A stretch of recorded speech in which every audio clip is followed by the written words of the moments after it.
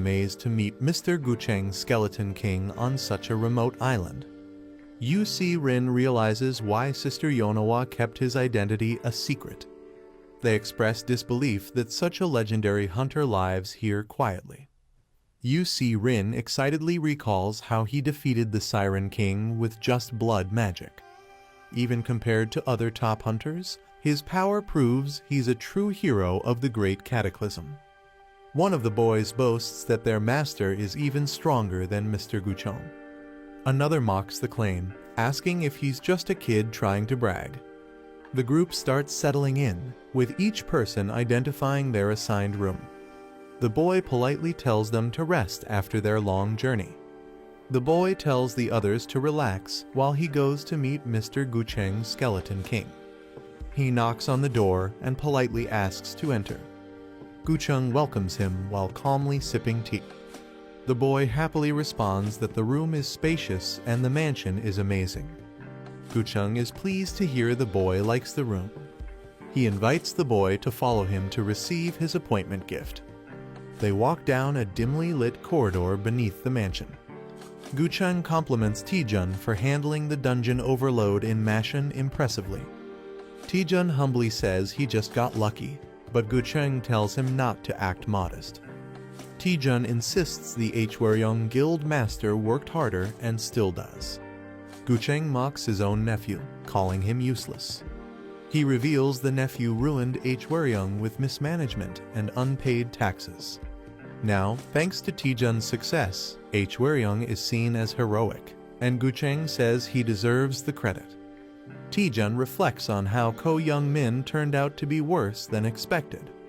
He questions why Mr. Gucheng entrusted Hwaryeong to someone so unfit. Taejun presses further, saying even Gucheng must have known his nephew wasn't ready. Gucheng pauses and begins to explain, saying, "That's because..." Gucheng admits he's grown weak and suggests they continue the conversation elsewhere. Taejun wonders how someone like him could be considered weakened. He reflects that even awakened beings are still human and time affects everyone. As he thinks this, he tries to scan Gucheng's status using a QR reader. The scan fails, revealing that Gucheng's level is far beyond what the system can detect. Taejun is shocked that Gucheng can't be scanned, something only top hunters can resist. He recalls other legendary hunters whose stats also remain hidden from him. He wonders if Gucheng is still powerful enough to stand among them. A shadowy figure looms behind Gucheng, making Taejun question what secrets he might be hiding. Taejun is amazed as they enter a glowing, hidden underground room. He's surprised that such a space existed beneath the mansion. Gucheng calls it humble compared to the other major guilds. He then tells Taejun that his initiation gift has been prepared inside. Gucheng offers Taejun a choice from powerful items, warning some have penalties. Taejun considers his options carefully and picks Magnetus's skull. The skull grants boosted stats, dagger mastery, and Kingslayer's power. Taejun notes that even the other items are stronger than typical rare ones. Gucheng reflects that any ordinary hunter would be overwhelmed with gratitude for this opportunity. Taejun feels disconnected from the close combat-focused items on display. He asks Mr. Gucheng if there are any items related to blood magic. Gucheng is surprised and questions Taejun's interest in such a rare field. Taejun explains that blood magic has mana-free benefits and is useful for dungeon raids. Gucheng, looking serious, apologizes and tells him to choose something else. Taejun protests, but Gucheng tells him to take anything he likes and leaves to prepare food. Suspicious, Taejun senses something is off and wonders if Gucheng is hiding something. He starts to feel frustrated and restless about the situation. Taejun screams in desperation, admitting that only blood magic excites him now. Taejun begs desperately to be taught blood magic. He wonders if it's possible to learn it without using an item. He's told that blood magic can't simply be taught like a skill. Without the passive ability Mana Blood, it's impossible to use blood magic, no matter how hard one tries. Taejun searches for a skill book that might awaken his Mana Blood. His system's newly added flash function activates and detects a hidden device. Surprised by the function, he recalls adding it after getting stuck in a dark dungeon. The light reveals a secret compartment with something unusual inside. Taejun finds a red button and hesitates, fearing it could be something dangerous. Taejun jokes that a secret button can't possibly be a nuke and decides to press it. With a playful grin, he pushes the button, saying it's all or nothing. Suddenly, sirens blare and an air raid warning goes off, startling both him and the spirit. They rush toward the sound and discover a glowing device as Taejun mutters, "This is..." Taejun finds the Codex of Blood, a forbidden book that grants mana blood and enables blood magic. Delighted, he clutches it like a treasure, calling it "my honey." At dinner, Gucheng questions his choice, calling it underwhelming for an initiation gift. Taejun insists it's perfect for him, especially because he needs mental contamination resistance.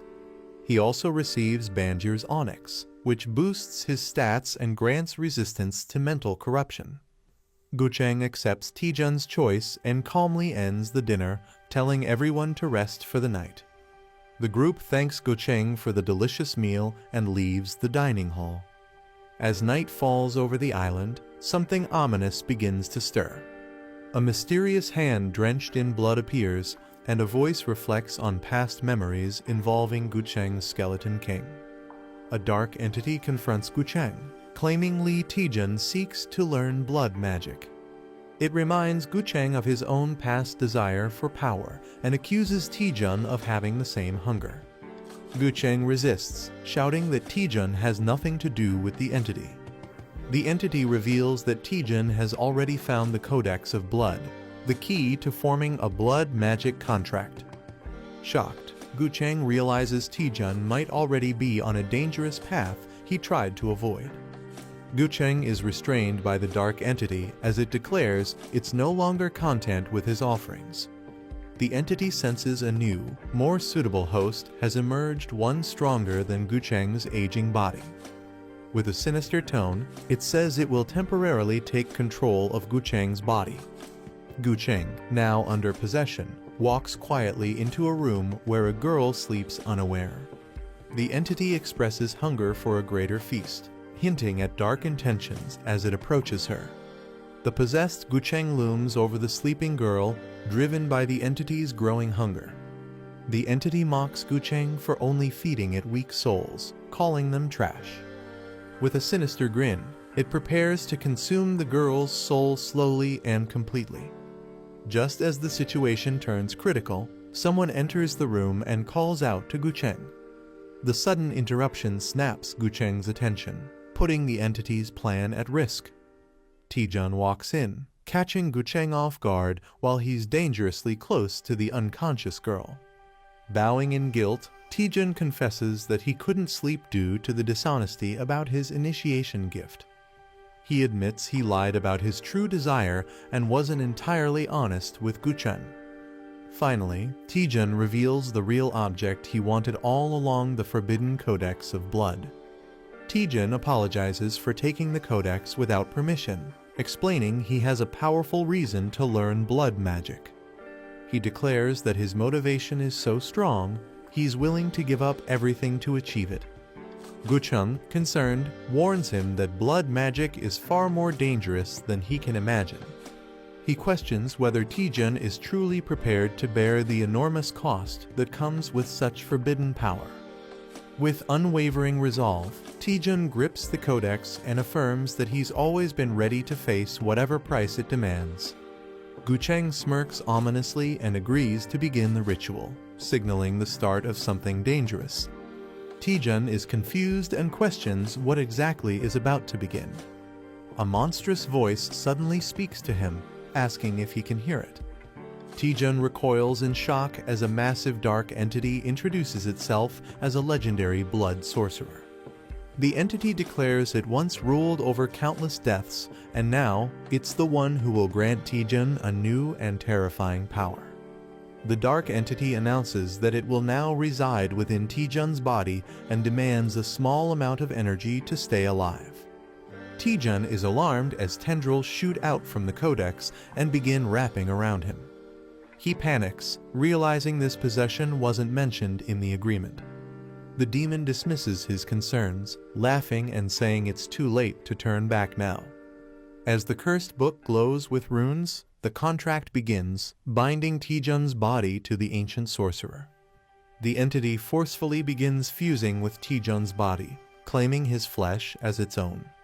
Taejun struggles and cries out, but the synchronization starts regardless of his resistance.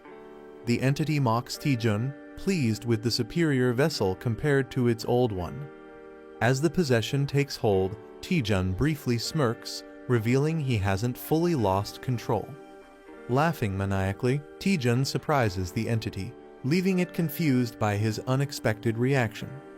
Taejun bursts into uncontrollable laughter, moving chaotically as the entity inside him panics. The sorcerer, now trapped, screams in confusion, realizing he can't control Taejun's body at all. A man screams in panic as his body moves against his will. He discovers a magic book hidden deep within a secret location. The girl's spirit feels uneasy and warns him not to touch it. He realizes the Skeleton King never meant for anyone to read this dangerous book. Blood magic backfires on a man, causing him intense pain and risking his life. The boy is shocked as his eye glows, sensing danger from the book. The book reveals it's a unique forbidden text that unlocks blood magic at a deadly cost. He finds it unusual for a magical item to clearly warn about its risks. He nervously wonders just how dangerous the book's price truly is. The boy asks if powerful items like the book exist in other dimensions. The manager explains that ancient tomes are usually collected by experts. She suggests getting the book appraised at Parsley Market. The boy remembers and agrees to check Parsley Market. They begin connecting to the Parsley Market system for appraisal. The boy posts a question online asking for information about the mysterious item. He learns that sharing more details could lead to better rewards. A user named Knowledgeable Wanderer quickly requests a chat. When asked if he's selling it, the boy replies he wants to check its details first. The boy chats online and learns the book is a soulbound codex. He's told the book grants skills, but at the cost of the user's life. Shocked, he realizes his life might be the price. He anxiously asks what that actually means. When a contract is signed, the mage's consciousness merges with the user's body. This allows the user to access the mage's magic without limits. The boy realizes the book lets someone overwrite another's mind. But he's told the book is outdated and considered trash. Modern systems would block it instantly due to security risks. The boy smirks and says thanks after learning about Magic System 2.0. He promises to send a generous reward with a creepy grin. Suddenly, he hacks into the system, triggering an alert. The attacker laughs, thinking he's winning, but a virus is detected. Shocked and burning, he realizes too late that something has gone terribly wrong. The intruder is denied access and panics, realizing the system isn't normal. He suspects everything was a setup from the beginning. A fiery force strikes and sends him flying violently. Stunned and confused, he utters Lee Taejun's name, demanding to know who he really is. The firewall blocks the virus, preventing the system from being hacked. The attacker watches in disbelief, thinking the outcome is impossible. He mocks the failed attack, calling it pathetic until the end. The boy grabs the magic book with confidence, ready to claim it. A golden glow appears as he successfully acquires the Tome of Heavenly Blood and gains the passive skill Blood Magic. Lee Taejun unlocks a new feature called Horizon of Communication after completing a quest. He thinks the new function seems useless at first. Someone rushes to him in concern, asking if he's okay. Smiling, he reassures them and checks on the Skeleton King's condition instead. The older man is shocked, insisting he saw a demon's soul enter Lee Taejun's body. He questions why nothing seems to be happening afterward. He's confused how Lee Taejun is unaffected despite making a contract. Surprised, he asks if Taejun defeated Azazel on his own. Smiling, Lee Taejun replies that he simply chose not to listen to the demon. The man is shocked as Lee Taejun explains he broke the contract at the last moment. Taejun says the demon's soul was rejected from his body. He refused to sell his soul, no matter how powerful blood magic is. He declares that true strength comes from within. He jokes that the demon might now be lost in the afterlife, searching for a new host. The older man realizes the dark voice haunting him has vanished. He's amazed that Lee Taejun removed it with such a simple method. He thanks Taejun, recalling how he struggled with the contract for 30 years.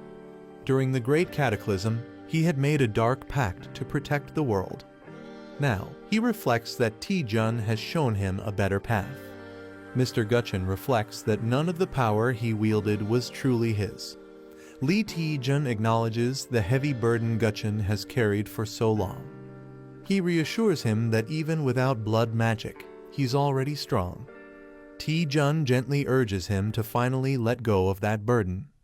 Suddenly, a girl complains about the noise, waking up and interrupting their moment. The girl wakes up and panics upon seeing Lee Taejun and Mr. Gutchen in her room. She yells, demanding to know why they're both there. Taejun awkwardly laughs, trying to explain the misunderstanding. Embarrassed and fuming, the girl hides under her blanket in frustration. Everyone panics as a terrifying sound echoes through the room. A sinister voice calls them foolish mortals, declaring its immortality. It claims that without a vessel, it still cannot be destroyed. The demon vows to be reborn using their flesh and blood. A monstrous, heavenly blood tree begins to emerge, summoned by blood mages. The group is stunned as they realize the massive figure is actually a tree. The system identifies it as the Thousand Blood Tree, a powerful blood sorcery entity. It reveals that summoning it usually requires 100 human sacrifices. Since no humans are present, Lee Taejun deduces the caster sacrificed himself. A sinister beast with glowing red eyes appears, confirming the dark ritual's result. Silver Fang beasts suddenly charge in, roaring as chaos erupts. The girl panics, shocked by the arrival of the strange tree and monsters. Mr. Gutchen declares they can't ignore the growing threat. He orders the girl to wake up hunter Kangjin immediately for support. The enemy, still hungry after consuming countless souls, continues its advance. The monstrous tree begins absorbing all life around it, expanding its reach. Mr. Gutchen calls it greedy and prepares to fight using a massive bone weapon. A panicked hunter demands to know what's going on. Another fears that a gate has opened nearby, worsening the situation. Lee Taejun steps forward, ready to explain everything before it's too late. Lee Taejun explains that the monstrous tree is the remnant of the blood mage who once haunted Mr. Gutchen. He thought the mage had vanished after failing to form a contract, but somehow it returned. The girl is shocked that such a terrifying being could come back in this form. Mr. Gutchen confesses that all his past power came from that demon's blood magic. Another hunter expresses regret, ashamed of being called a hero despite the dark truth behind his strength. Mr. Gutchen is told not to belittle himself, as he's still a hero without blood magic. Magic users prepare to handle the incoming Silver Fangs with confidence. One of them casts a freezing spell to intercept the beasts. Lee Taejun notices something unusual about the enemies. He warns everyone that these Silver Fangs are not ordinary monsters. The Silver Fangs look normal, but are powered up by blood veins and buffs. They have magic absorption and healing, making regular attacks useless. Lee Taejun says they must destroy the tree first, or the battle won't end. He wonders if there's a way to completely eliminate the Thousand Blood Tree. Unfortunately, the tree's regeneration and passive skills make it nearly indestructible. Lee Taejun thinks hard, unable to find any weakness in the monster. Then he confidently says there must be one, and he knows a way. He asks everyone to trust him and buy time by handling the Silver Fangs. Mr. Gutchen agrees and prepares to fight, ready to show his skills again. A powerful green energy strike slams down as the battle begins. A creature emerges from the ground, relieved that the parasite on its body is gone. Surrounded by undead, it declares that it feels great for the first time in ages. The silver fangs roar fiercely, ready to attack. A muscular fighter charges forward with a loud battle cry. Using triple step charge, he smashes into the beast with explosive force. Seren summons ice magic, calling upon the spirits of the frozen earth. She activates the blessing of the Ice Spirit King to empower their undead allies. She signals Mr. Gucheng to launch his coordinated attack. Skeleton warriors clash with the Silver Fangs in a fierce battle. But the monsters activate a regeneration buff set to fully recover in just 13 seconds. Seren admits that if things continue like this, they won't be able to win. Guchen reassures her, acknowledging the challenge of the enemy's magic absorption ability. They both start wondering why Li Ti-jun hasn't made any progress yet. Despite fighting the Silver Fangs for a while, Ti-jun appears to be struggling. Guchen grows concerned and calls out, sensing something might be wrong with him. Li Ti-jun faces off against multiple Silver Fangs, readying his stance. He launches into triple step, Phantom Flash Strike, dodging and attacking swiftly. He follows up with triple step, Dragon Fang Strike, striking the enemy head-on. Despite cutting through the blood veins, the creatures remain unaffected. Ti-jun realizes in frustration that no matter how many times he attacks, the blood veins won't break. Li Ti-jun realizes that attacking through the blood veins no longer works. With determination, he decides to execute his final plan. Stepping forward, he declares to Azazel that he's changed his mind. Shouting boldly, Ti-jun demands to be taught blood magic again. His allies are left shocked and confused by his unexpected decision. Li Ti-jun boldly mocks the monster, praising blood magic as unbeatable. He offers his entire soul, begging to be granted blood magic one last time. The demon attacks, furious that Ti-jun would try such a trick again. Ti-jun is pierced violently, shocking his allies as they cry out. But despite the pain, he forces his way toward the core, blood veins latching onto him. The demon rejects Li Ti-jun's body, claiming it's no longer useful due to his low blood levels. As Ti-jun screams in pain, the system warns of severe blood loss and shock. The demon's twisted form begins to materialize from gathered blood and flesh. It sets its sights on the others, intending to use them as fuel for full resurrection. As the monstrous figure grows, it taunts Ti-jun face to face with a mocking, "Hello there?" The demon screams in shock as Li Ti-jun suddenly appears inside the blood realm. Ti-jun smirks, saying the blood magic gave him a clever idea. He reveals he realized he could take what he needed directly from the demon.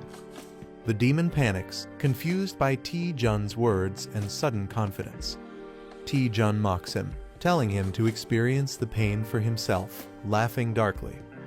Ti-jun grins maniacally as he declares control over the blood tree, revealing he now holds an overwhelming 14,573 milliliters of blood magic.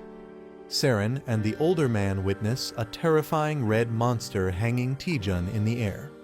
Seren screams Ti-jun's name in shock as he is badly injured. Angry and desperate, she blames the enemy's magic absorption for the failure. The older man insists there's no hope left now that Ti-jun has failed. Refusing to give up, Seren dashes forward, determined to rescue him herself. The older man warns Seren that rushing in recklessly will put her in danger too. Crying, Seren asks if she's supposed to just stand by and let Ti-jun die.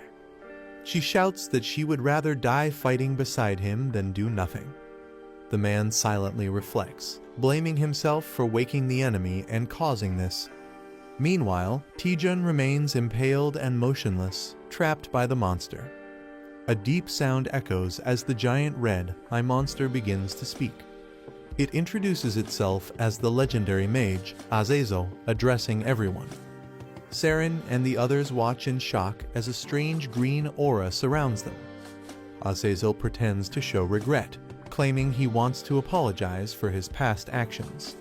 The old man and another hunter don't believe him, warning others not to be fooled. Azazel cries out in pain and claims he is truly apologizing to everyone. He says he no longer wishes to cause harm and wants to leave peacefully. Shouting farewell, Azazel begins to retreat into the sky. The older man stares in disbelief, trying to process what just happened. Confused and suspicious, he questions why Azazel would suddenly apologize. Saren doubts Azazel's sudden change, saying the one she knew would never act like this. She wonders if he's deceiving them or if something deeper is going on. She notices the silver fangs returning to their original spots, signaling a shift. The environment begins returning to normal, which surprises everyone. The old man reflects that Azazel could have fully revived if he waited, making his retreat suspicious. Someone notices a hidden figure near the tree and starts to suspect something. They wonder if everything that happened was part of a larger plan. A man laughs from the center, joking about the situation being like an avatar blind date. A system message reveals that the user's mana now exceeds the original entity, and all its powers have been transferred to him. The man laughs maniacally, saying he now understands why fame feels so good.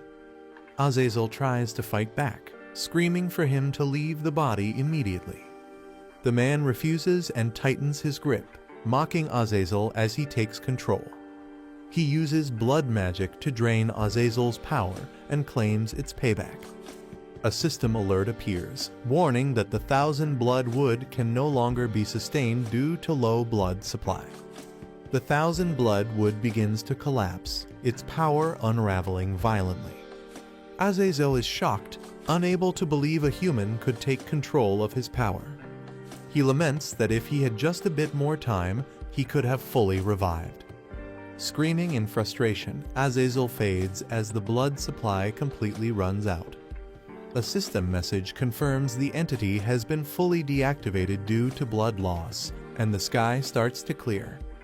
Blood is transferred from the 1,000 blood wood to Taejun, stabilizing his condition. Taejun coughs and gasps, realizing he barely made it out alive. Looking at his hand, he reflects on how dangerous blood magic truly is. Saren and the others rush toward him, overjoyed that he survived. Saren hugs him tightly, crying in relief that he's alive and safe. Saren cries in Taejun's arms, saying she truly thought he was going to die. Taejun smiles and says he was just unconscious for a bit. Embarrassed, he politely asks her to let go while they talk, making Saren flustered. Saren quickly apologizes and tries to change the subject. She wonders if Azazel truly changed, noting that he restored the silver fangs before vanishing. The group admits they don't understand Azazel's actions, but are glad things ended well. Hangjin proudly claims all the credit, saying it was thanks to him. Saren and Taejun give awkward smiles, clearly not taking him seriously. The elder approaches Taejun, saying he has many questions after witnessing his actions. He acknowledges that while strength matters, what Taejun achieved tonight was something no solo hunter could have done alone. The old man hints that an unknown entity might have helped Taejun during the battle. He smiles and admits he can only guess, hoping Taejun's hidden power continues to grow.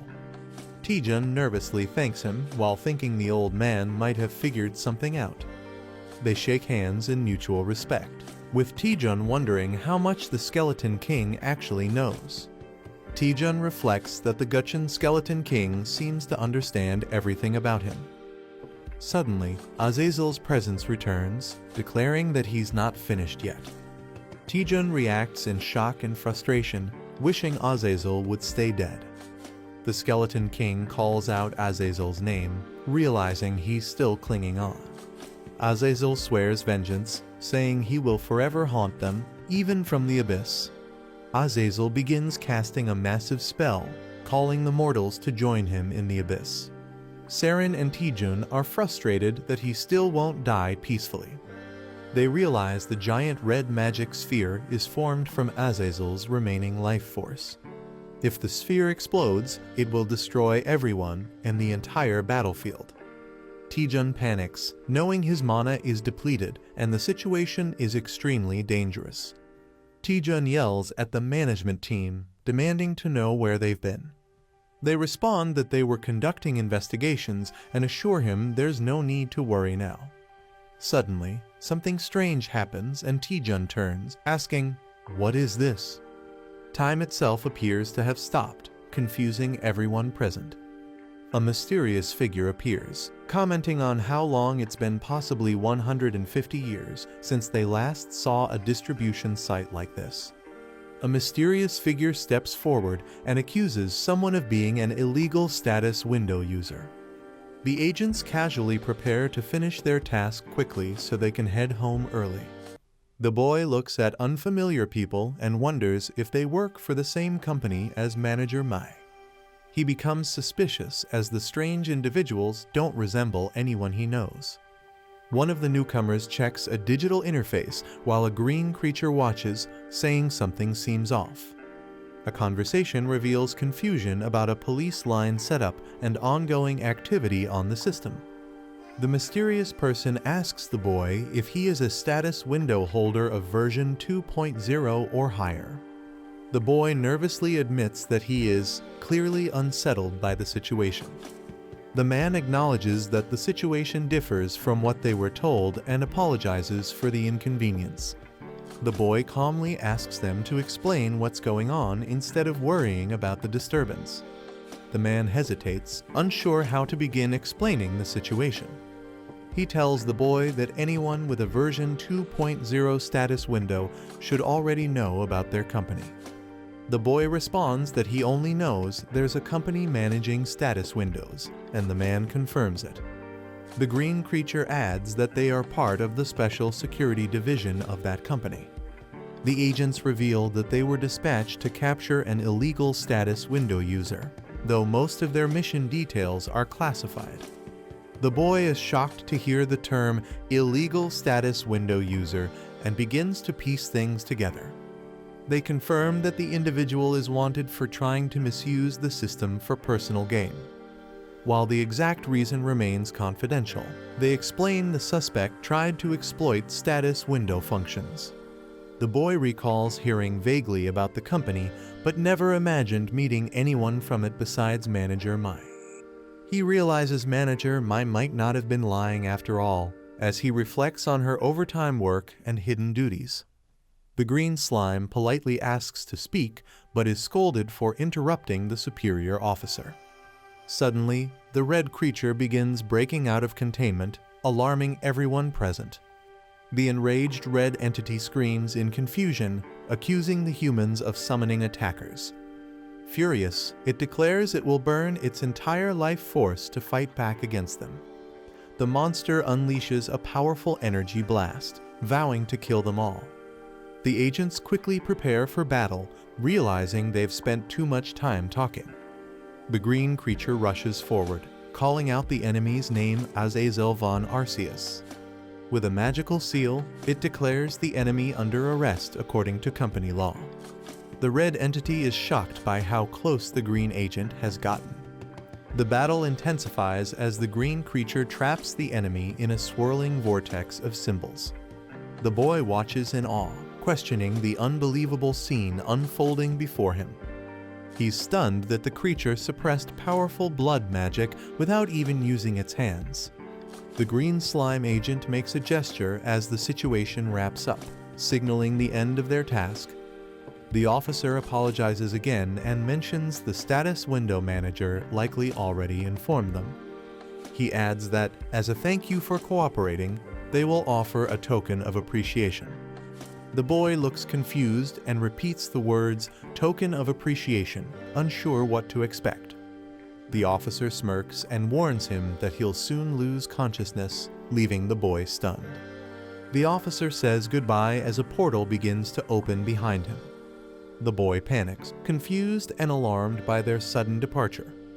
A senior figure quickly orders Hunter Taejun and Kangjin to escort Seren to safety. As the portal vanishes, people are left staring at the sky in confusion. Saren asks what just happened, realizing everything changed in mere moments. Suddenly, Hunter Taejun is violently thrown back, shocking everyone nearby. The boy is unconscious as someone urgently checks if he's okay. He wakes up in a peaceful, sunlit building that appears to be a recovery facility. Manager Mai greets him enthusiastically with exaggerated, outdated language. The boy yawns and questions her odd way of speaking, finding it old-fashioned. She asks why he lost consciousness when he still had enough mana to stay awake. Manager Mai explains that even an advanced status window couldn't prevent Taejun's stamina from being drained. She adds that navigating a quarantine dimension is extremely difficult and not something easily handled. She encourages the boy to check his own status window, hinting his opinion of the special division might improve. Confused, he opens it and sees a bounty reward notification for capturing a Tier 3 criminal. Shocked, he exclaims at the massive reward of 10,000 parsley coins being deposited into his account. He realizes the large payout makes sense given the high-level bounty on the criminal they captured. The boy comments that the bounty reward isn't as much as he expected. He realizes the token of appreciation was actually the bounty reward all along.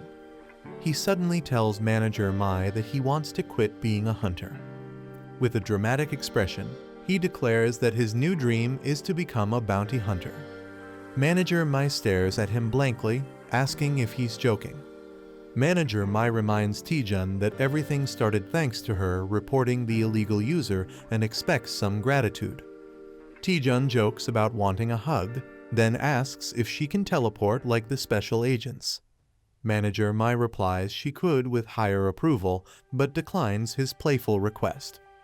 Taejun confirms that Azazel was a Tier 3 wanted criminal and wonders if higher tiers exist. Manager Mai confirms there are Tier 1 and Tier 2 criminals, though they're very rare. She explains that even Tier 3 criminals are dangerous and far from being small-time offenders. Taejun asks what it takes to be classified as a Tier 1 criminal, and Manager Mai explains it's based on power and crime severity. Manager Mai gasps and suddenly realizes she might reveal too much. Nervously, she says she can't share anything further because it's classified company information. Taejun silently reflects, realizing the seriousness of what he's learned. He concludes that if someone as powerful as Azazel was only Tier 3, the higher tiers must be unimaginably dangerous. Taejun wonders how powerful the employees must be to capture such dangerous criminals. Manager Mai smiles and tells him not to overthink it. The boat arrives at a chaotic and damaged shoreline. The captain, confused by the destruction, wonders if a volcano erupted. Yu Si-rin happily greets the captain while approaching with her group. The captain recognizes Si-rin and invites them aboard warmly. As everyone gets ready to set sail, the captain suddenly tells them to wait. The captain is shocked by something unexpected right before departure. A man in a suit unexpectedly climbs onto the boat, surprising everyone. The crew questions why he's boarding, jokingly asking if it's for fishing. The captain refuses to go fishing today because it's his wife's birthday. The suited man says he's just hitching a ride for business inland. A confident woman with blue hair and stylish clothes appears at the dock. Yu Si-rin excitedly runs toward her, shouting "Yeonhwa Ioni" with joy. Si-rin runs into Yeonhwa's arms, crying that she missed her deeply. Si-rin says no one would believe what happened on the island, and Yeonhwa comforts her. Si-rin wishes she could share more, but she's bound by a confidentiality clause. Yeonhwa gently notes that Si-rin has traces of undead magic and drained mana. Shocked, Si-rin asks how Yeonhwa knew, but Yeonhwa chooses not to press her. A man acknowledges Yeonhwa's efforts and respectfully calls her Guildmaster Asio Yeonhwa. The old man asks if anyone else came, and she replies it was just her and a knight guarding the Skeleton King. He's relieved the media isn't present and appreciates the privacy. Yeonhwa says she expected that and handled everything discreetly. The man thanks her, acknowledging the difficulty of setting everything up alone. He assures her he's still working on a solution to her request, and she humbly says it was her honor. Yeonhwa quietly thanks the man with a grateful expression. She waves goodbye and says they're heading back to the guild, while Si-rin replies politely. Si-rin shyly calls out to Taejun, who looks surprised and curious. She admits she's been calling him Appa without permission and wants to grow closer to him. Taejun smiles and says this experience helped strengthen their bond, including with Kangjin and the Skeleton King. Si-rin shyly asks if she can keep calling him Appa, and he happily agrees. Taejun tells her to call him whatever she likes, making her feel relieved. Si-rin smiles warmly and says goodbye while waving from the car. As the car drives off, Hangjin runs after it, begging to hitch a ride too. He respectfully addresses Taejun as Master T and compliments his martial skills. Hangjin passionately declares that he will surpass Taejun the next time they meet. He runs off dramatically, shouting adios, while Taejun watches silently. The older man tells Taejun they should move quickly since everything is ready. He then asks Taejun if he's prepared to be the center of attention. Taejun is surprised for a moment, but quickly regains his composure. With confidence, Taejun responds that he's always prepared. A press conference is being held for the return of the Gutchen Skeleton King. The reporters prepare in excitement as the event banner is revealed. Cameras start flashing the moment the Skeleton King appears on stage. A shocked reporter recognizes someone and quickly zooms in. Everyone is surprised to see Lee Taejun on stage with the Skeleton King questioning his involvement. Reporters are surprised that the Skeleton King looks normal, unlike the rumors. He asks the media to lower their cameras and promises a cue and a later. He explains that although he's back, he won't return as a hunter. Instead, he plans to train a successor to inherit his rare blood magic. He reveals that his chosen successor is none other than Hunter Lee Taejun. The audience is shocked, whispering that Taejun is learning blood magic and must have had a deeper reason for joining Whirling. Reporters agree that someone like Lee Taejun is worthy of the Skeleton King's trust due to his high standards. One reporter calmly notes that everything happening was within expectations. A panel explains that blood magic requires international certification, and only the Skeleton King can use it in Korea. For Taejun to legally wield it, having the Skeleton King's support is crucial. The Skeleton King begins an official announcement during the press conference. He declares Lee Taejun as a special candidate for the rank evaluation, shocking everyone. The press is shocked that Lee Taejun is nominated for a special rank evaluation. Reporters quickly rush in to ask questions about Taejun's promotion. Reporter Hong Sujin raises her hand and formally requests to ask a question. The Skeleton King grants her permission to speak. She asks about the requirements for a rank promotion, which include clearing dungeons, slaying rank monsters, and owning S-rank items. It's revealed that a special evaluation allows candidates to bypass these usual conditions. A reporter questions the true reason behind nominating Taejun for the special evaluation. She warns that if Taejun fails, the one who suffers most will be the Skeleton King himself. Taejun realizes the weight of the risk failure means a 5-year ban from taking another rank test. On top of that, his recommander would face serious fines and consequences. The guild's reputation would plummet, and the public would ridicule them. Despite the risks, the Skeleton King confidently states that Taejun is more than capable of passing. The reporter thanks the Skeleton King for his answer and prepares to move to the next question. She announces that the next question is directed at Hunter Lee Taejun. Taejun, slightly nervous, gives permission for the reporter to proceed.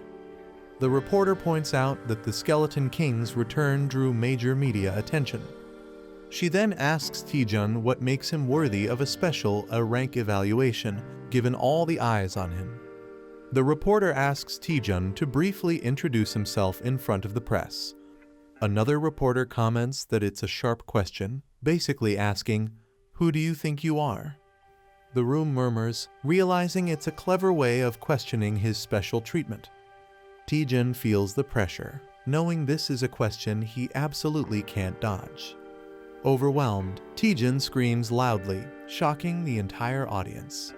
The press conference is suddenly disrupted by unexpected noise. One of the reporters expresses frustration, saying this isn't a place for childish behavior. A woman questions the speaker, confused about his random mention of ice. The man jokingly tells her to chill out, comparing it to ice in cold coffee. She's stunned and doesn't know how to respond. The man mocks her further, saying she's not chill and just uses fancy words to persuade others. He grabs a drink and says hunters should prove themselves with their skills, not their words. The man confidently raises his drink, saying he'll stay chill and let his skills do the talking. Reporters swarm him with cameras as one steps forward to ask a question. The woman at the table watches him, surprised by his attitude. Despite his ordinary appearance, he handles the pressure with confidence. A reporter acknowledges, it's been a long time since a rookie stood out like this. The scene shifts to Moscow, Russia, hinting at a global scale. A mysterious person holds a drink, saying they haven't lost a single night of sleep in 3 years. Sergei Mavrodi says he unexpectedly woke up at dawn today. He wonders if his awakening is related to the Bone King. He feels pain in the shoulder that was wounded by blood magic. His subordinate asks if they should take care of the situation.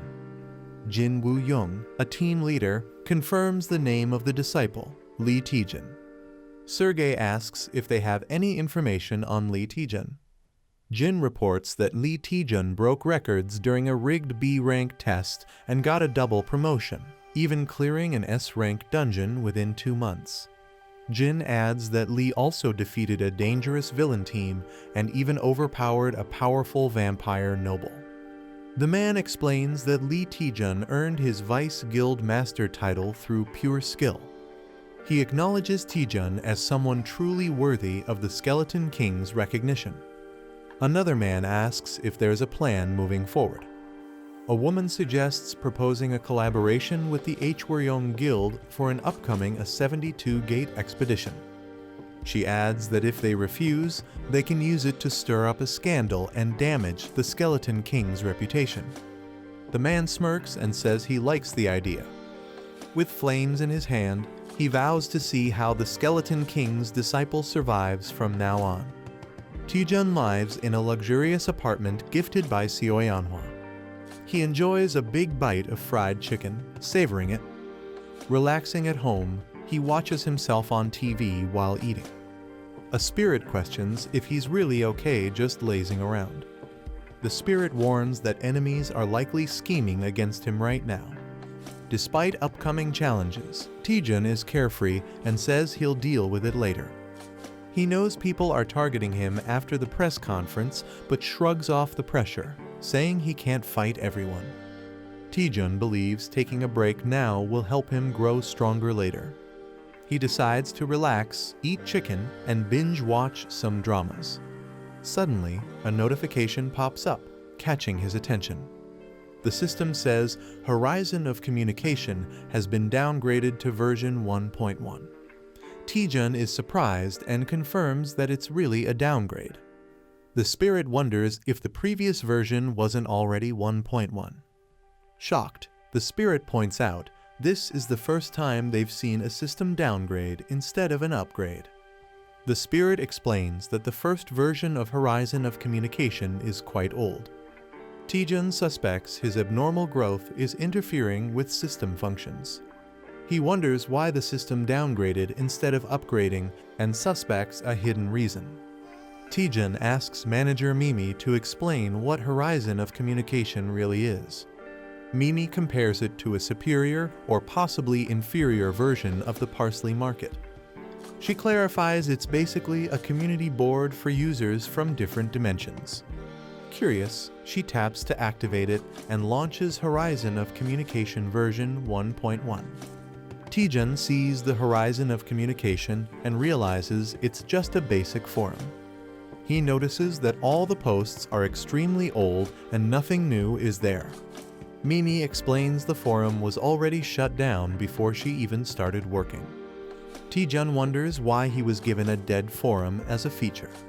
Suddenly, they receive a notification that a new post has been uploaded. Surprised, Taejun and Mimi rush to check it, realizing someone is still active on the forum. Mimi is shocked someone actually posted, while Taejun jokes she's panicking more than he is. Mimi is shocked that a regular user could access the closed system, suspecting Taejun's abnormal growth might be the cause. Taejun wonders if the other user might also possess abnormal growth. Mimi states that officially, Taejun is the only remaining holder of explosive growth. Taejun realizes he might be the only one, which confuses and intrigues him. In the forum comments, a user named Sky Thief notices someone is reading and asks for a reply. Taejun responds. Sky Thief wants to start a face-to-face chat with Taejun, asking if he wants to accept.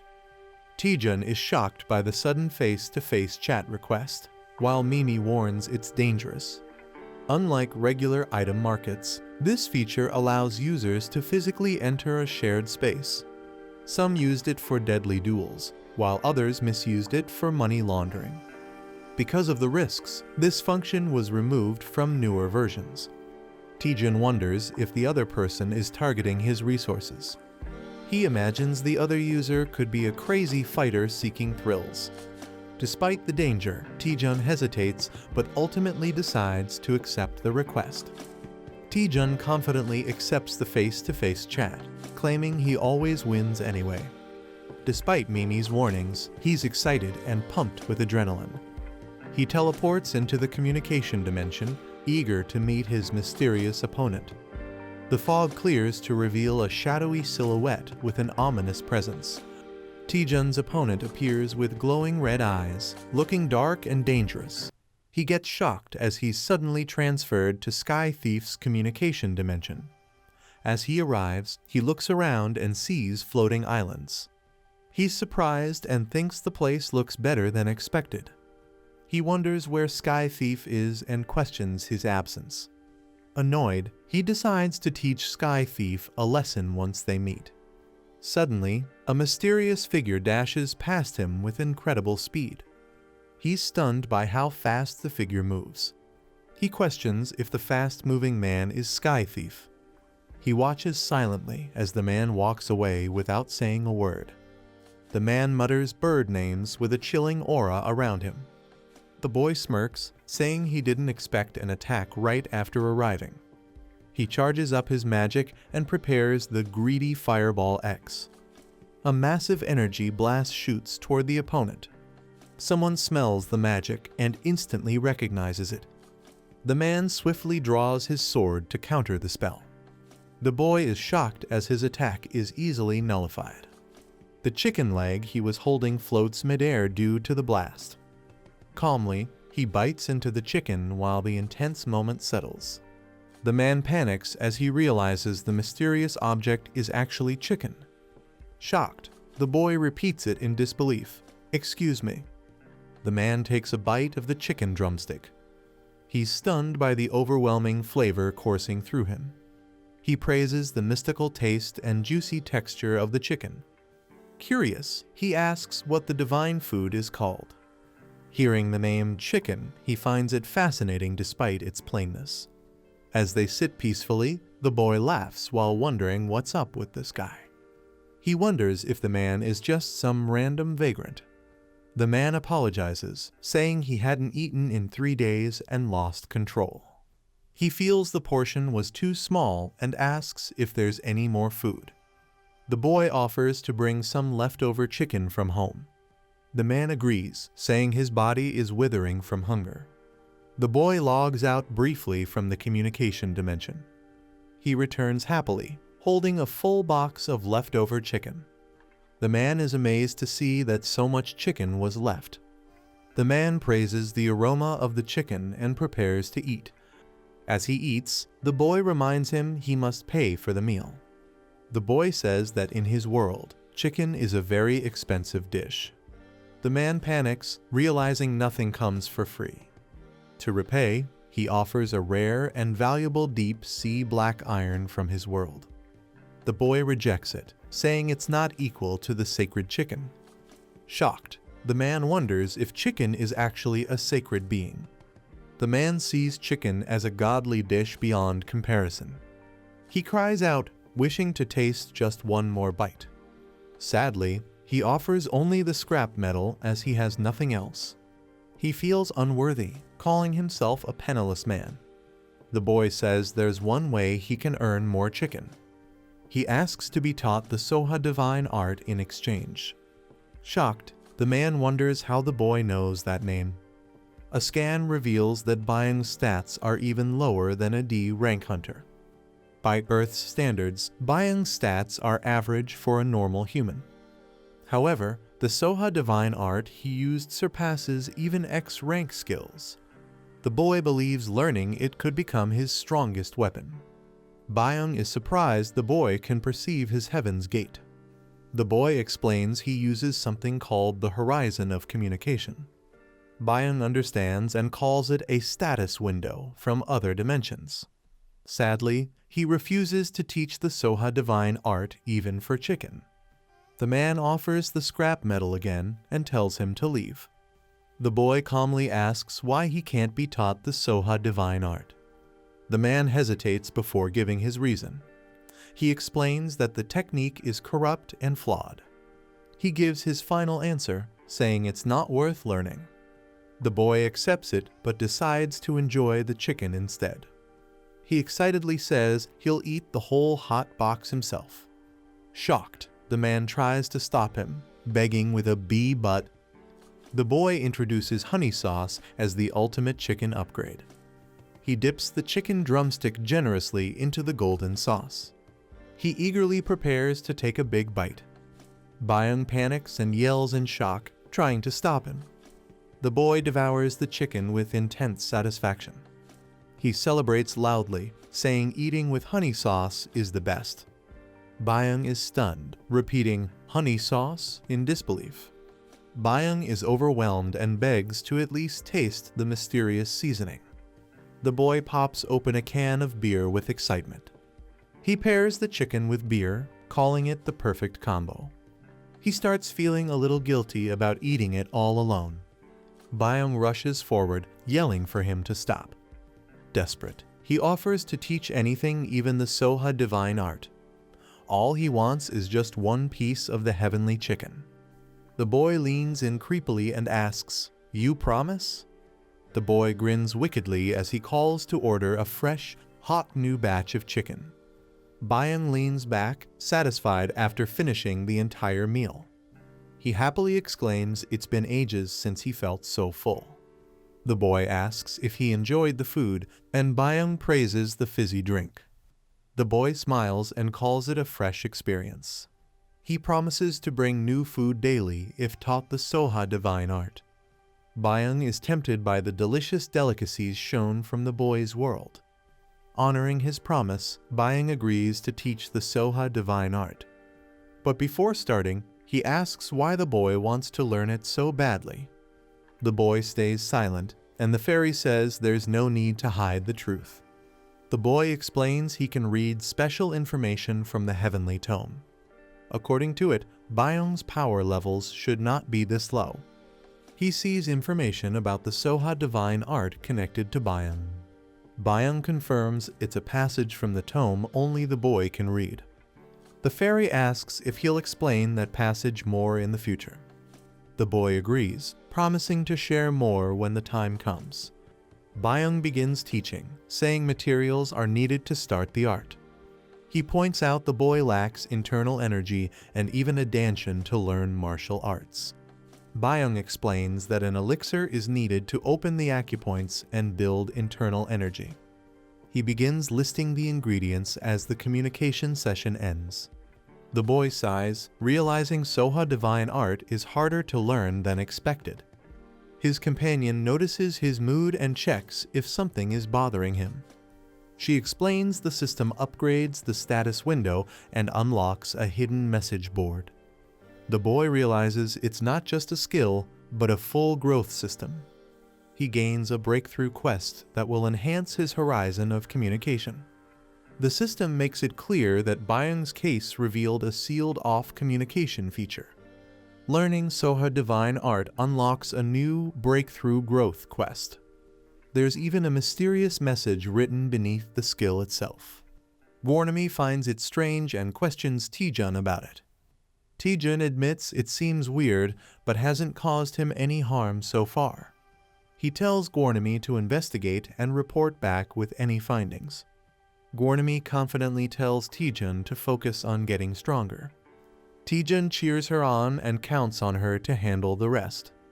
He begins checking the ingredients Byung mentioned by opening the parsley market.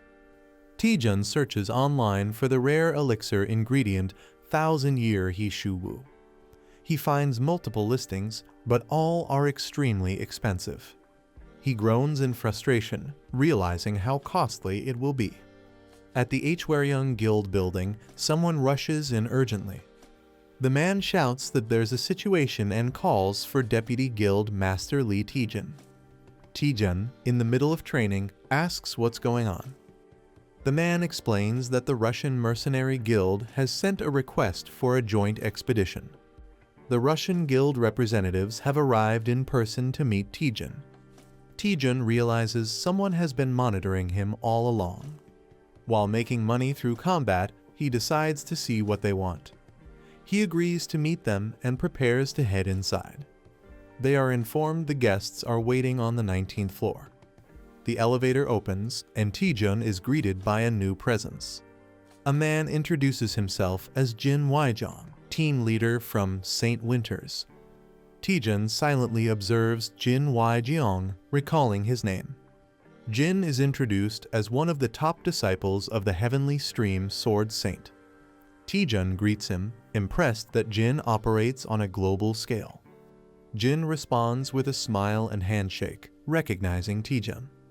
Internally, Jin mocks Taejun, doubting his strength. Jin tries to expose Taejun's weaknesses using a mana scanning technique.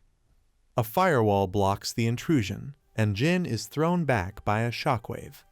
Startled and sweating, Jin shouts in disbelief, "What?" Jin is shocked that his mana probe was completely blocked. Taejun jokes that it must be static electricity causing the interference. After introductions, he invites everyone to get to the point. Jin confirms they're here to collaborate on the A72 Gate expedition. Taejun notes the gate was auctioned for over 1 billion won. Yet Jin is offering expedition rights for less than 10% of that value. Taejun finds the offer too favorable and grows suspicious. Jin explains the dungeon is inhabited by dangerous Roshan giants. The representative explains that Roshan giants are tough enemies. He adds they're weak to undead-type summons used to provoke them. Since Hwaryong is known for necromancers, they request the guild's help. Taejun confirms the payment will follow proper international contracts. Jin agrees, saying they only have one small request. They want Hunter Lee Taejun to personally join the expedition. One advisor whispers that something feels off, but Taejun accepts. Smiling slyly, Taejun asks if he can adjust the terms just a little bit. In Moscow, they're surprised that Taejun accepted the offer so easily. A man questions if Taejun agreed without hesitation and gets confirmation. He suspects the Gutchin Skeleton King must have warned Taejun. Another man asks if there were any unusual demands. Jin explains Taejun only requested mana stone distribution based on contribution. Surprised by the simple request, the man questions if that was all. He approves the contract and tells them to proceed immediately. Jin, frustrated, walks away while Taejun smirks silently. Someone is shocked that a rookie B rank like Taejun could block their mind-probing technique. The enemy swears to come after Taejun, no matter who or what he becomes. Taejun unleashes a powerful technique called Rising Dragon Divine Fist, Spider Silk Palm. A quiet town is shown with people walking through the streets. A dirty bone lies on the ground with some leftover food stuck to it. A hungry boy named Chindo notices the bone and moves toward it. As he picks it up, someone yells and strikes him from behind. The boy is knocked down while a group watches him angrily. A leader orders someone to bring the bone to him.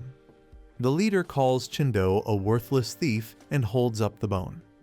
He mocks Chindo, saying he'll return the bone only if Chindo answers his question. The boy mocks Chindo, saying he was cursed by the heavens. He claims Chindo has no heavenly outer gate and must be slow and useless. Laughing, he says someone like Chindo couldn't even catch a weak monster. He demands an answer from Chindo while shoving the bone near his face. Chindo stays silent, and the bully angrily kicks him hard. While Chindo lies in pain, the boy says he heard an interesting rumor. He mocks the rumor that Chindo has a gate, but it gives no stats. Chindo stays silent, holding his torn clothes tightly, refusing to speak. The boy challenges Chindo, saying if his gate stat is higher, he'll return the bone and apologize. He mocks Chindo again, saying even a low gate stat user would get hit only once. Chindo remains silent while the bully presses for an answer. The first boy's stats appear, showing low values and no skills. The second boy's stats show much higher values and a grappling skill. The crowd rushes in to compare their stats with Chindo's. Chindo is beaten again, and the boy laughs, saying he lost once more. Chindo gets hit hard, bleeding as the bully mocks him for thinking he had a chance. A boy smirks while introducing a dish with excitement. He dramatically announces the name, Royal Pig's Trotters and Bossum. The food is shown sizzling, looking delicious and tempting. Another boy calmly points out that it's just a bone. A peaceful scene shows someone sitting alone beside a river. That person experiments with something while sitting quietly in nature. A boy suddenly asks what kind of life someone named Byung lived. Another boy guesses it must have been very hard, remembering something unpleasant. The person admits they're unsure but confirms Byung's stats are extremely low. They recall checking Byung's status window before and not being surprised. In Byung's world, checking others' stats seems to be normal. The girl explains people instinctively look down on those weaker than themselves. When someone weak suddenly gains power, it usually causes problems. She reveals she has created a special item called the Spirit Pill. The boy asks what kind of problem she meant, but she says it's hard to explain. She offers to let him check the item himself instead of explaining it. The boy is shocked by the green glow, but she says the color is normal and not to worry. The boy groans as the strange green pills are being analyzed. The system identifies them as linked cycle pills used to restore inner energy.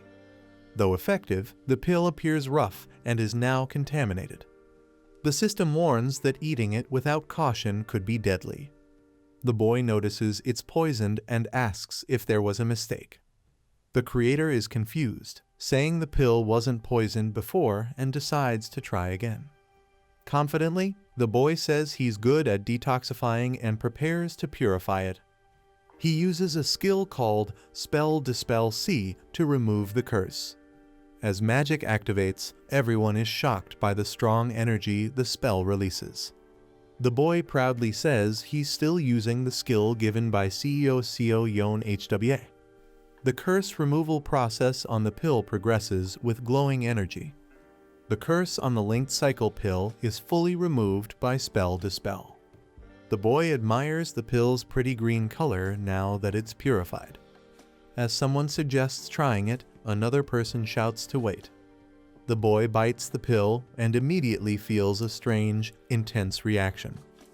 He is shocked by the horrible taste and questions what it is. Even without chewing, a sewer-like smell makes him gag. A warning appears, saying the elixir must be chewed 20 times for effects to work. The boy thinks he might die if he chews the pill and considers spitting it out.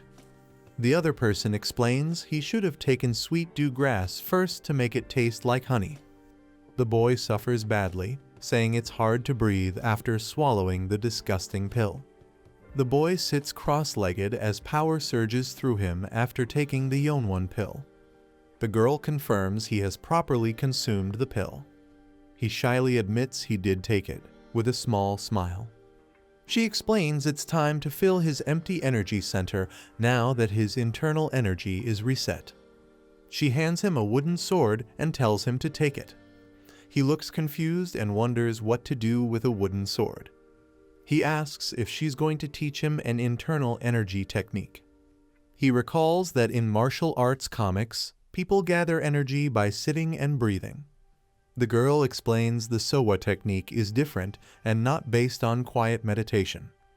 Instead, it builds energy by pushing the body to its limit through calmness and action. The girl explains that Kai must be gathered amidst crashing waves and storms. She unleashes a powerful red energy blast, shocking the onlookers. A red-haired boy reacts in fear as a strong force rushes past him. He thinks it felt like something amazing just happened. A massive shockwave destroys a rock into pieces. The girl stands calmly with her stick while the dust settles. She reveals the move is the first form of Sowa divine art. The boy is shocked she turned a rock to dust using only a twig. The spirit beside him can't believe this power is possible with internal energy. The girl tells him to stop asking questions and try to follow her now. The boy looks shocked and wonders if the training is progressing too fast. He swings his wooden sword with full force toward the large rock. His strike hits the rock with a strong burst of energy. He tightly grips the sword, feeling like danger is always nearby. He yells loudly while giving his all in the strike. The sword hits the rock, but it doesn't even crack. Breathing heavily, he realizes the rock didn't move at all. He complains that smashing a rock head on feels like an outdated training method. He questions how he can learn the Sowa divine art through such brute force training. The master explains that the rock is called immutable deep rock, known for its unbreakable hardness. The girl says that even top martial artists and swordsmen couldn't leave a scratch on the rock. The boy casually responds with a bored so, showing no surprise. She tells him to keep repeating her move until the rock changes. She explains that once he succeeds, he'll be able to fully master the Sowa divine art.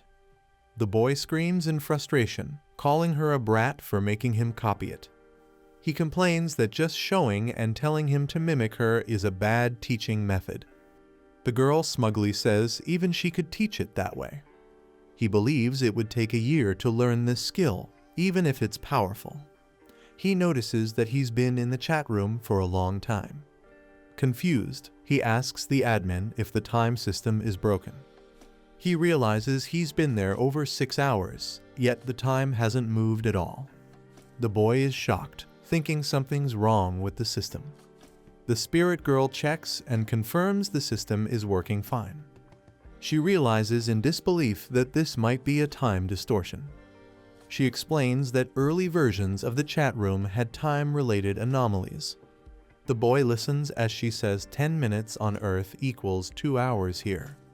He's stunned to learn that 10 minutes could stretch into a whole 24 hours in this realm. She explains 1 Earth day equals months here, but activating this time distortion requires massive internal energy. She can't even imagine how powerful the one who created this must be. The boy admits he always knew that man wasn't ordinary. He thinks back to the Sowa divine art and realizes it defies common logic. Now determined, he decides not to waste any more time and activates the parsing market feature. The girl is surprised and asks why Taejun is suddenly using the parsley market. He says time is money and he can't afford to log out even to eat.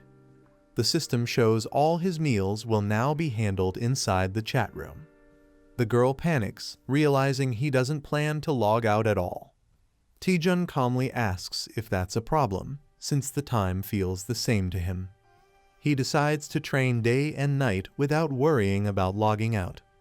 He declares that he's survived at the bottom for 7 years and isn't afraid. Holding his sword, he says no matter how long it takes, he'll break the rock. He slams his sword into the rock, determined not to give up. As the fire crackles at night, the master silently watches. The girl nervously calls out "You user," while the master remains unimpressed. The spirit girl is surprised because the user contacted her first, which is rare. She blushes and explains it's because he usually never contacts her at all. She apologizes, saying she didn't mean to cause him suffering as the administrator. The user admits he doesn't really believe her apology, but doesn't hold a grudge. He says he knows she didn't act with bad intentions, so it's okay. She asks what he's curious about now.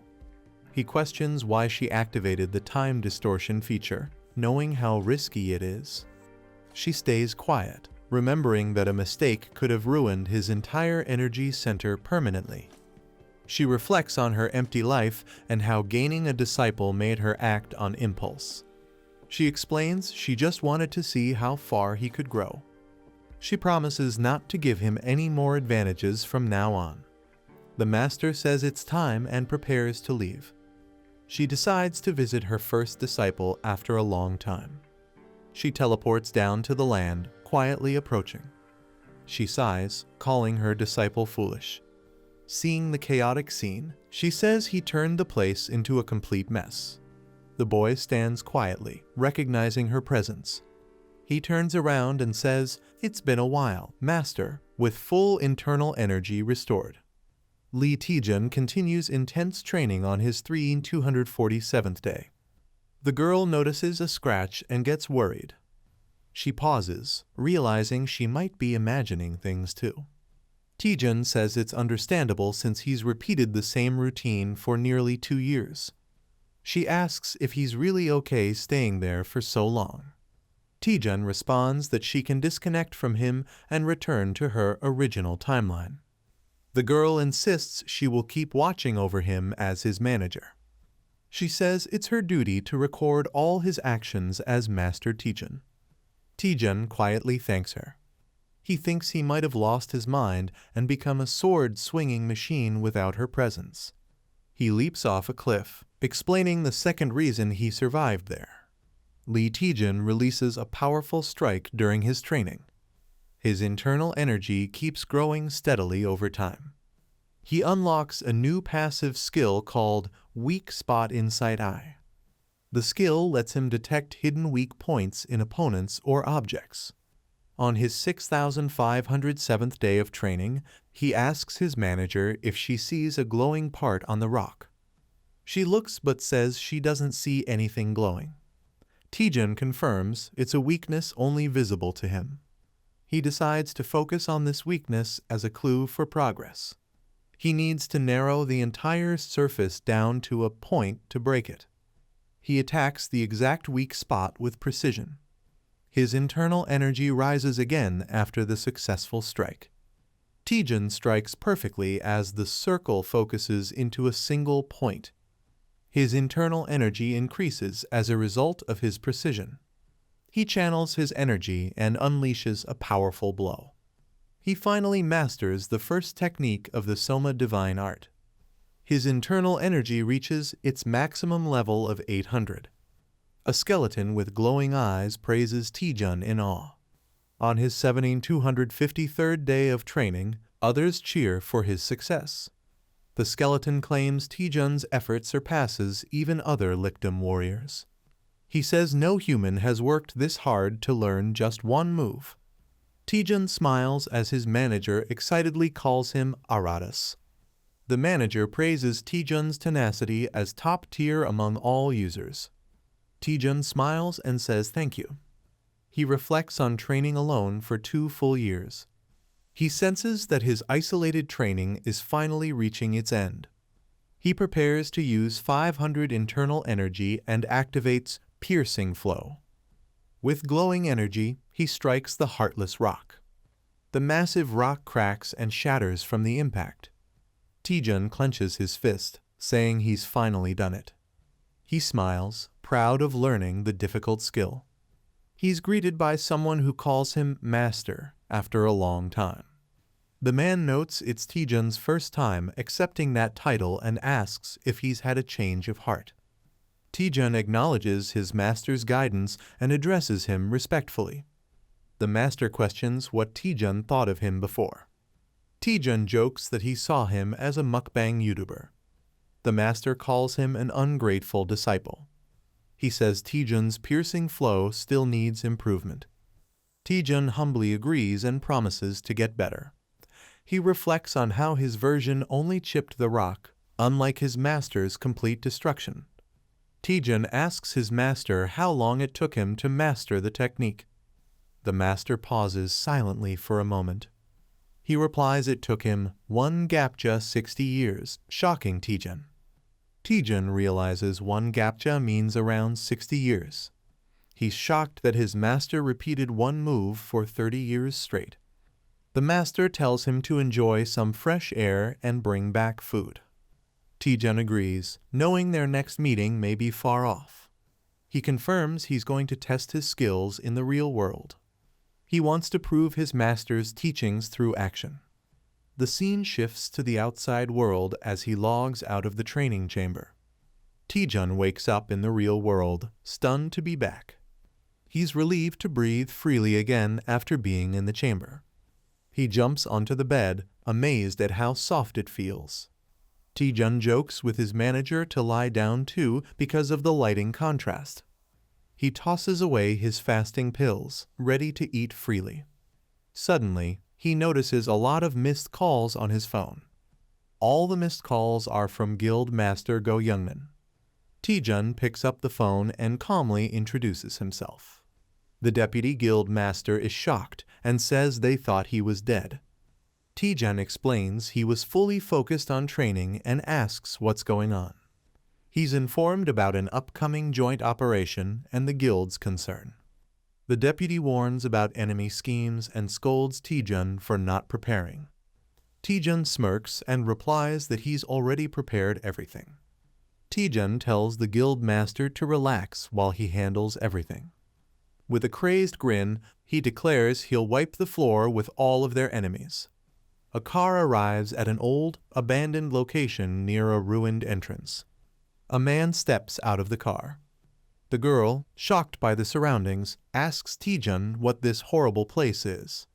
Taejun says it feels like a place straight out of a nightmare. He explains it used to be a popular theme park, but was destroyed when a gate appeared 10 years ago. Since then, the place has been left in ruins. Taejun adds that this ruined theme park is the site for their joint expedition with St. Winters. The girl realizes this is the infamous T-274 gate. Taejun confirms that gate activity was recently detected here.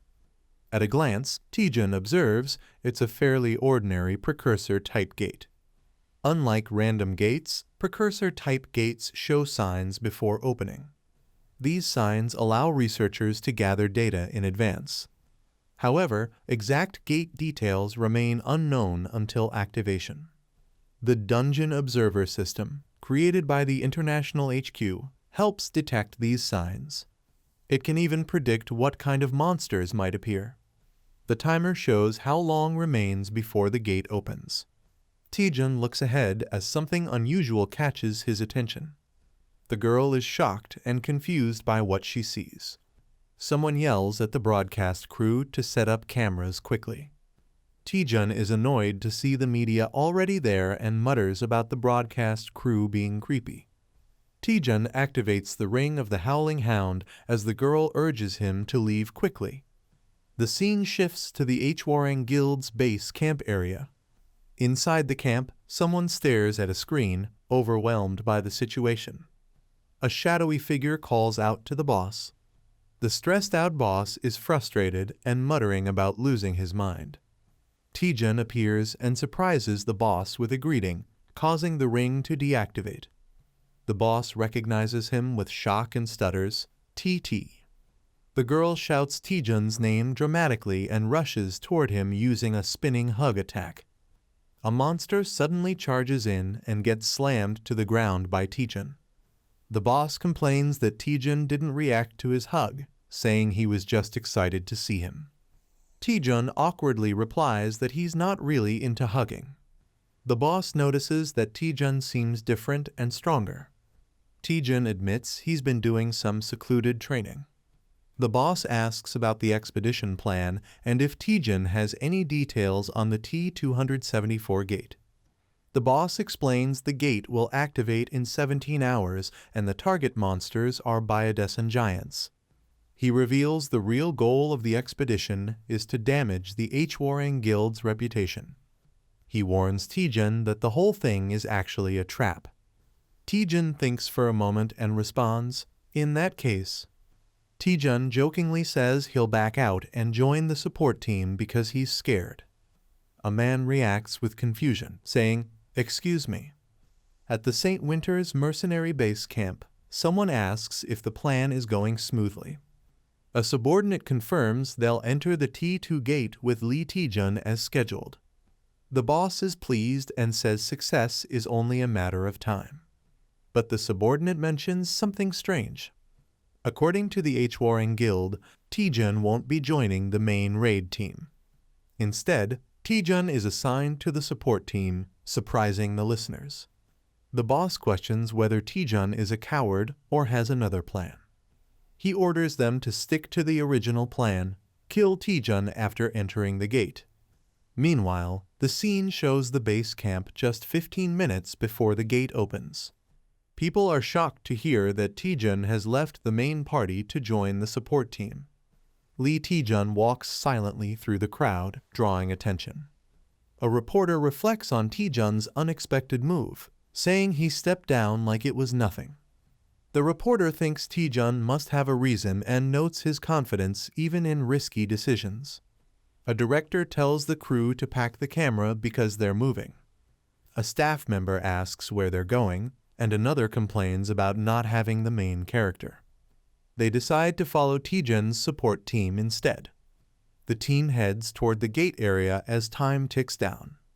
One of the support members admits they're nervous despite not being essential.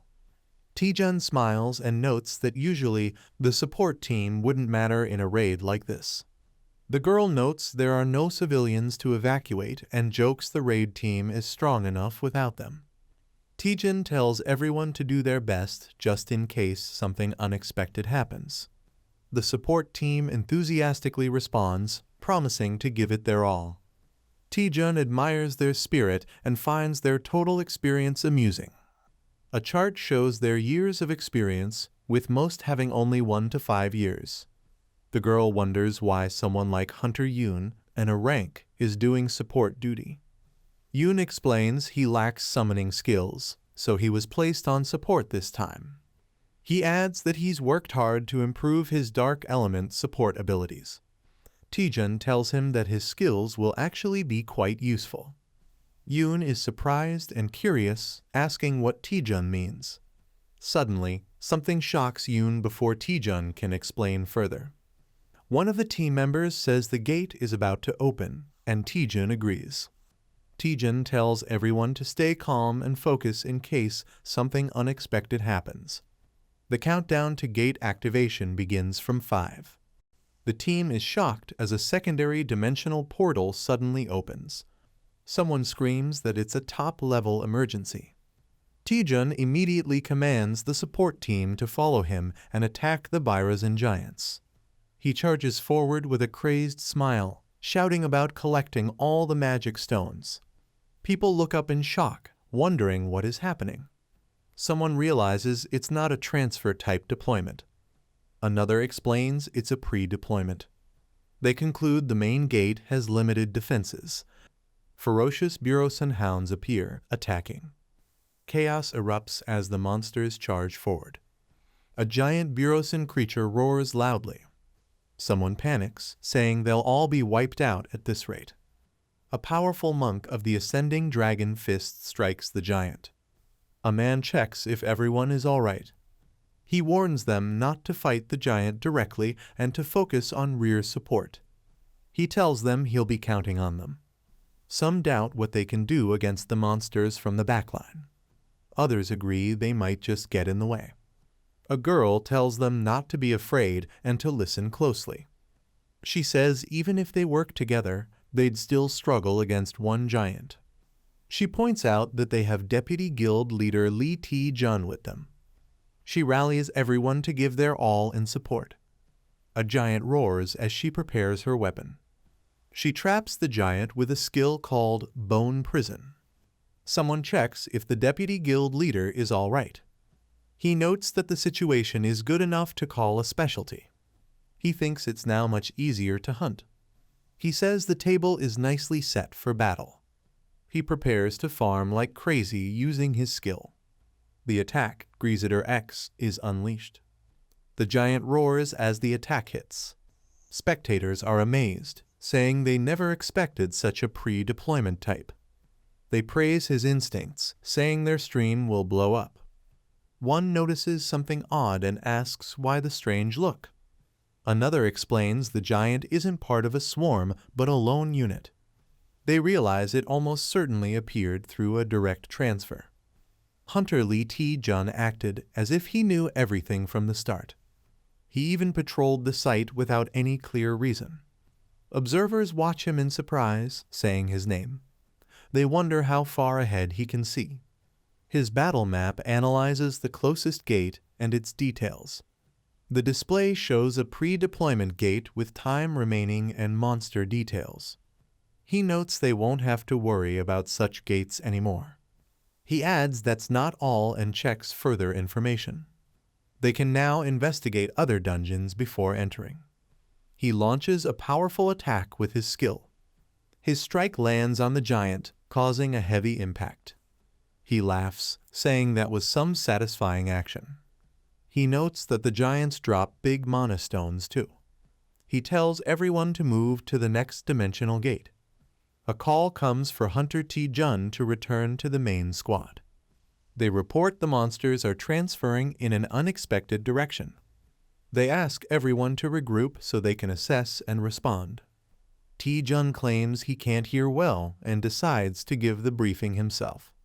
He explains the gate is a pre-deployment type. The officer is shocked to hear they took down 4 giants so quickly. Taejun estimates it will take about 15 minutes to finish the remaining 3. He says he'll regroup with the support team. Someone wishes him good luck as they part ways. A person yells for Hunter Taejun to get over there immediately. Another warns that the monsters keep coming. Taejun's name is called out in urgency.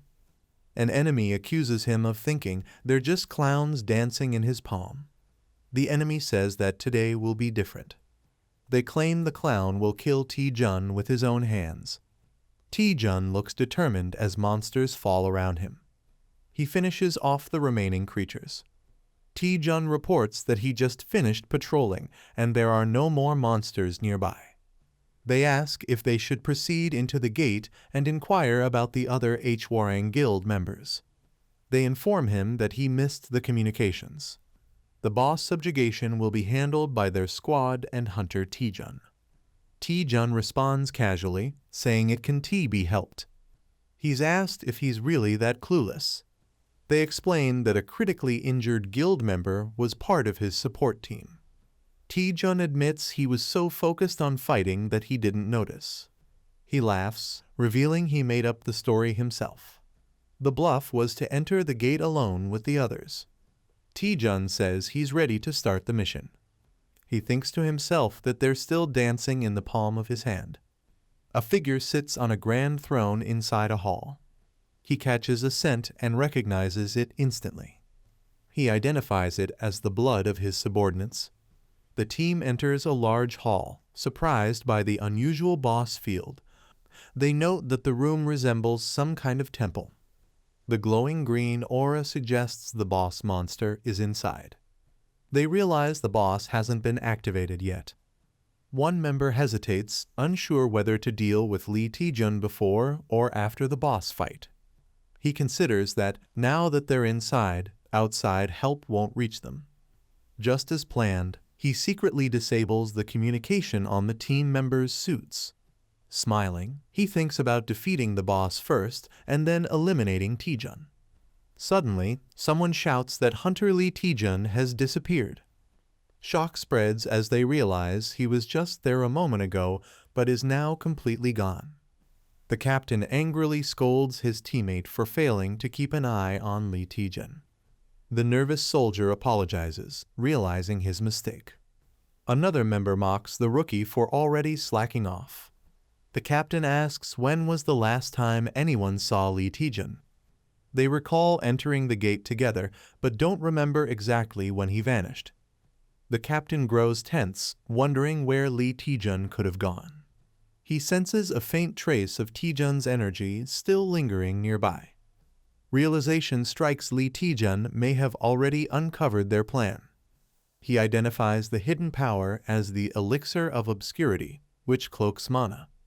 The others realize Taejun must have used it immediately and now knows they're trying to kill him. A soldier nervously wonders if Lee Taejun is now planning to hunt them instead. The captain dismisses that idea, saying it would be reckless. He explains that the elixir of obscurity loses its effect if the user is detected. They realize they cannot leave the gate unless they defeat the boss. The only exit available is through the dimensional portal that opens after the boss is killed. The soldiers decide to secure the exit and wait until Taejun's potion wears off. For now, the captain orders them to focus on eliminating the boss first. The team advances toward the throne, preparing to confront the monster. Suddenly, the boss grips its massive weapon, signaling the battle is about to begin. The giant boss suddenly swings its weapon, smashing a soldier brutally to the ground. The team is horrified by the overwhelming power of the monster. Another soldier trembles, realizing the dire situation they're in. Screams echo as more teammates are struck down without mercy. From above, they notice the giant isn't just strong, it's wielding a spear like a warrior. Shocked, one exclaims that the broken giant is actually using a weapon. Fueled by rage, a soldier powers up, determined to strike back. He launches forward, shouting that he'll kill the monster right now. But the giant effortlessly counters, gripping him tightly. The soldier struggles desperately, shouting for the beast to let him go.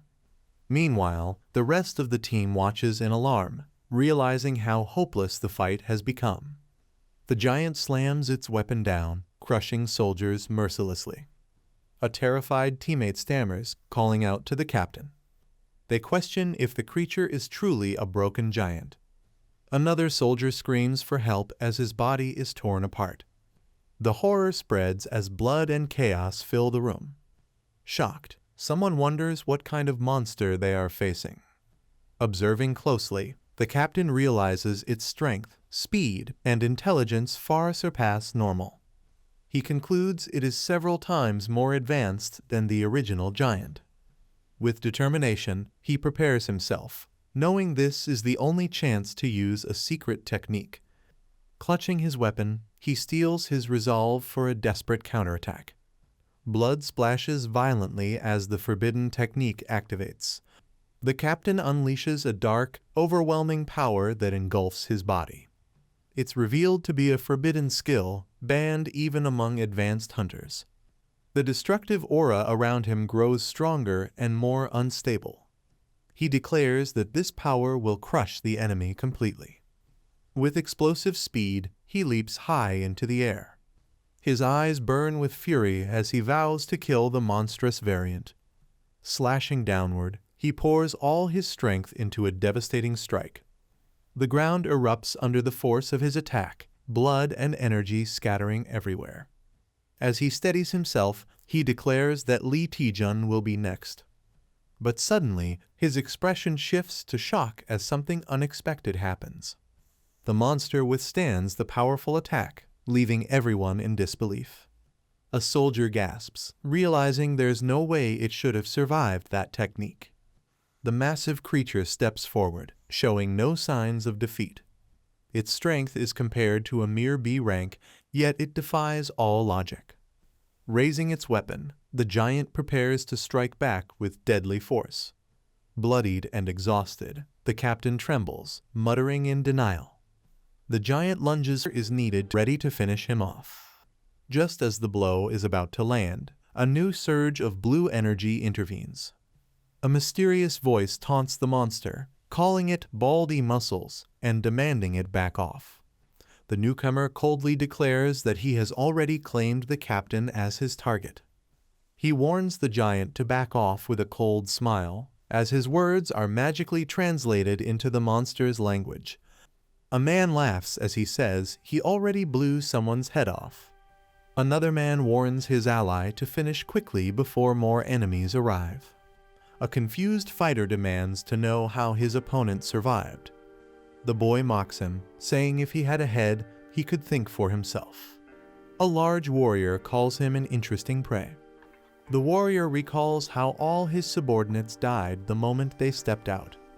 Shocked, he realizes every one of them was wiped out. The boy stays silent, calmly facing his opponent.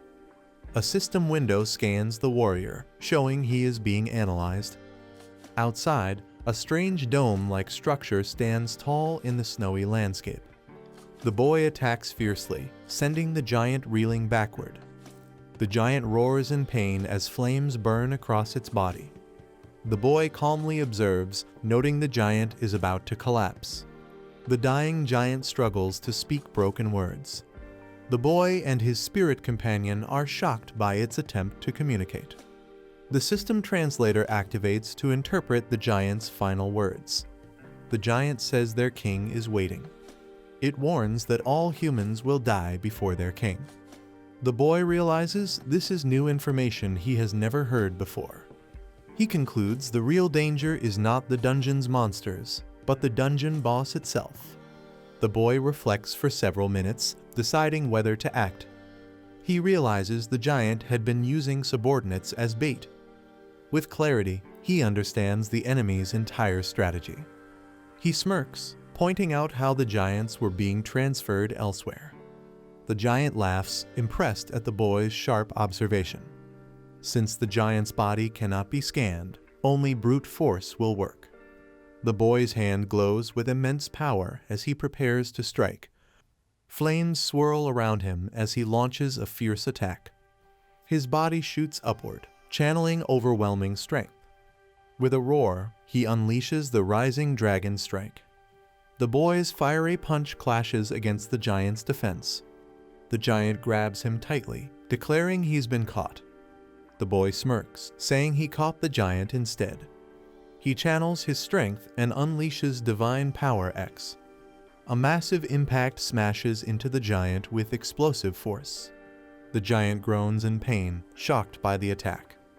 The boy launches upward with incredible speed. He unleashes a devastating combo, the Rising Dragon 100 Strike.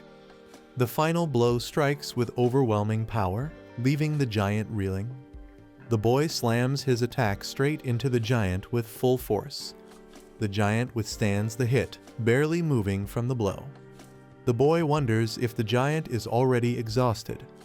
He recalls the title of the enemy, the Great Burgon Giant King. Another strike lands, but the boy realizes something is off. Smirking, he confirms his suspicion that the giant is unaffected. The giant stands tall, unfazed, surrounded by strange energy. The boy admits he doesn't fully understand the situation. He realizes the giant is immune not only to blood magic, but even divine power. The boy thinks that if none of his attacks can land properly, he must find another way. The boy suddenly realizes something important he had overlooked. He suspects the giant must have the same latest status window as him. The thought makes him recall how similar their abilities really are. He concludes that every function he can use, the giant can also access. The QR code reader activates, analyzing the giant's equipped items. The scan reveals the armor of the dragon's heart, granting immense resilience. The armor reduces incoming damage by 90% and provides S-rank regeneration called Dragon's Tears. With a grim expression, the boy mutters that this is nothing more than team synergy. The boy questions the giant about its powerful armor, suspecting it came from the parsley market. The giant scoffs, saying there's no market in such a savage dimension. Calmly, the boy estimates its value to be around 1.5 million coins. He explains that even if the world ends, a monster like the giant wouldn't know the true worth of such armor. He adds that since the armor is bound, not even theft is possible. Calling the giant hopeless, the boy prepares his blood magic. A system window reveals his S-rank blood magic, capable of analyzing blood volume and creating powerful spells. With confidence, he warns the giant to hold onto its armor until it gets destroyed. Amused, the giant laughs mockingly, saying humans are truly stupid. The giant boasts that the armor he wears cannot be broken. The boy strikes with force, causing cracks to appear despite the claim. Shock spreads across the giant's face as his confidence wavers. The boy smirks, asking if the giant really believes it is unbreakable. Power surges through him as he channels his internal energy. The system notes that 500 internal power is consumed for the attack. He unleashes the swordsman's fist, first technique, Insight Slash. A blinding strike tears through the giant with explosive might. The giant cries out in agony, overwhelmed by the devastating slash. The boy reflects that this technique carries the will and obsession of his master. Holding his blade, he declares it as the Sword of Fate, the weapon that even changed his destiny. This is the end of the video. If you guys want to see the next part, then don't forget to subscribe and like the video.